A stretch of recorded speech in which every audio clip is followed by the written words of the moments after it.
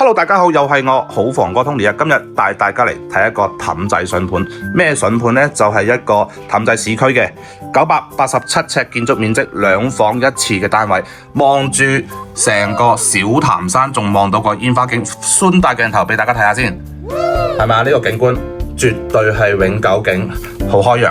然之後鏡頭望翻過嚟，成個大廳係一個自住嘅性質啦，雜物雖然多少少，但係間隔相當之 OK 嘅嚇。鏡頭望翻過嚟呢度，相當光猛一個單位。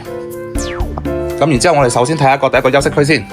見到第一個客房一張5尺大床所有雜物都擺晒喺房間入面嘅啦。咁呢度都可以擺一個3門大衣櫃嘅。咁業主咧喺呢個位置咧，亦都偷咗少少空間，做一個雜物櫃。咁然之後，我哋轉去睇下第二間客房。第二間客房咧就係一個兒童房啦。亦都係擺咗一個4尺半嘅大床啦。咁然之後有個晒浪露台。咁呢度咧做咗一個好大嘅趟門衣櫃，咁可以擺好多衣服噶啦。咁然之後咧，我哋再轉去睇下個廚房啦，同埋衛生間。咁廚房呢個位置咧做晒入牆櫃噶啦，咁係行中央燃氣嘅。所有嘢都擺晒喺度，空間嚟講咧算 OK。